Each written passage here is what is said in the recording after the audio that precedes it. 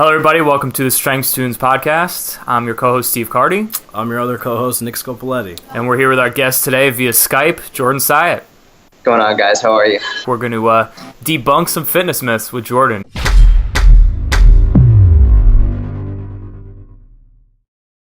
First one is skipping breakfast. The myth of skipping breakfast. So talk a little bit about that. Skipping breakfast, the idea that you need to eat breakfast to kickstart your metabolism is bullshit. You don't need to.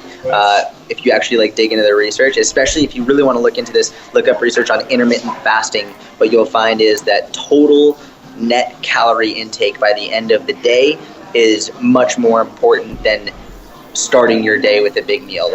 It doesn't matter if you eat one big meal in the beginning of the day, or if you have 6 meals or 2 meals or whatever, as long as your net calorie intake is in line with your goal by the end of the day.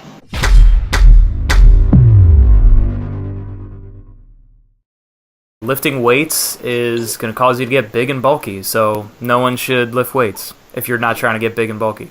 Right? No. I just want to tone, Jordan. What do I do? You just want to get toned. That's all I want. That's all I want. So it's so interesting. No. I mean, just no. It's not. There's obviously a genetic component to it. So some people will be able to get bigger more quickly than other people. But by and large, it is very difficult to get big and bulky. That's people try for years and years and years and years, and they have a lot of difficulty with it. So I don't care if you're a man or woman or whatever, you don't have to worry about it at all.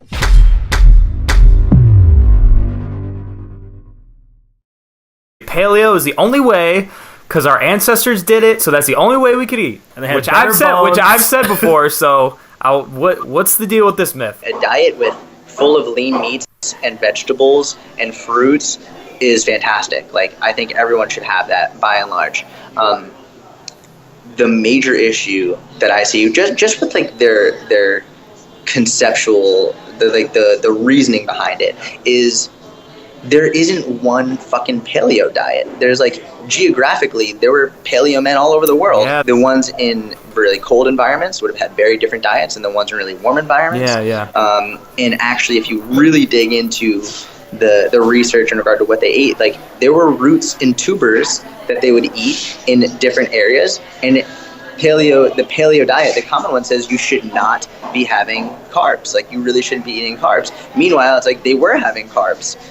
And then in other, different people would eat different things based on their geography.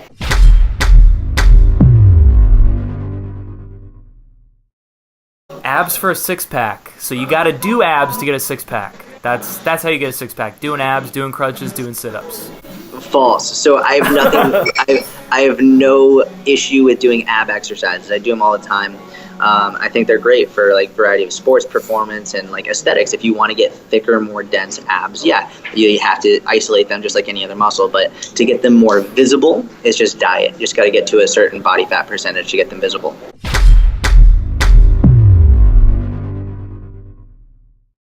Spot treatment is a thing. So if you want to lose weight in your arms, you just got to do bicep curls and train your arms. People will they'll do tricep kickbacks and whatever just because they think that's where they're going to burn fat. Now, I do think there's a huge benefit because you can choose where you build muscle. And I think there's an advantage to if you want a muscle to be more defined, build muscle there, and then you'll burn more fat just from having more muscle, yada yada yada.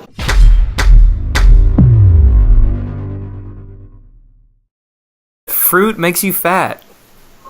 Don't know. My only response to this is about to throw his phone. Skip this myth. Only response to, anytime I get in arguments about people with this with people pretty frequently online is, have you ever met anybody who's gotten fat from eating fruit? Can't say. Never. Nope. So constantly people will be like, well, no, not personally, but based on how like the glucose and the fructose interacts in your body. And it's like, no, just to answer my question, have you met anybody who's actually gotten fat from eating fruit? No one's gotten fat from eating fucking fruit. What? Shit. Exclamation point.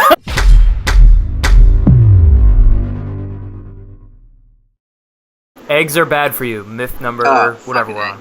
The cholesterol in your body it's on a negative feedback loop. So long story short, people think when you eat cholesterol, your cholesterol is going to go up. That's not how it works.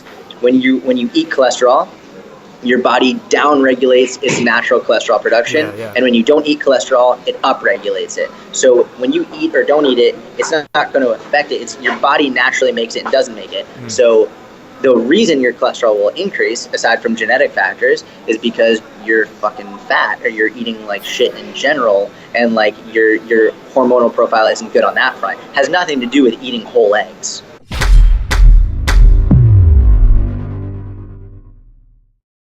Don't eat more than 25 grams of protein because you're just going to piss the rest away. I'm almost certain it was created by supplement companies, which is like, surprise, surprise. Protein powders all have 25 to 30 grams of protein in them, right? Well, why would I get that sandwich if I'm going to piss out all that protein? I'll use my protein powder instead. So it's like you use more of their supplements so that you pay them more money. I'm like, I would put money on that being where it started, some supplement company starting that myth. If you look at how humans ate over time, they wouldn't eat 6 small meals per day. That's not what they were doing. They were eating when the fuck they could eat, right? And exactly. Usually it would be 1 or 2 times a day, really big meals. And if you could only absorb 25 to 30 grams of protein per meal, which is maybe once or twice a day, we wouldn't have survived. We wouldn't have lived. That wouldn't be enough to really like help us thrive as human being and as a species. Yeah.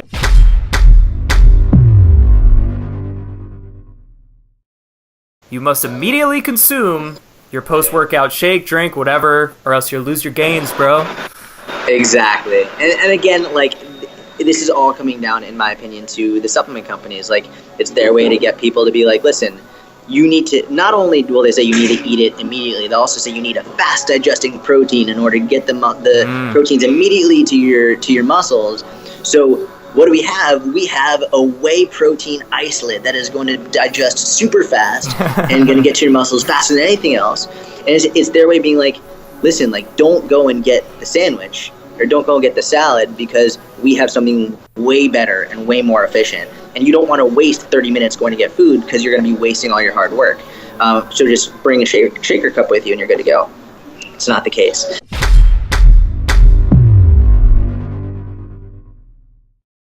Want more of the Strength Students podcast? Go check us out on Instagram, Facebook, and Twitter. Also, make sure you leave us a 5-star review on iTunes and on Stitcher. Stitcher, I just met her.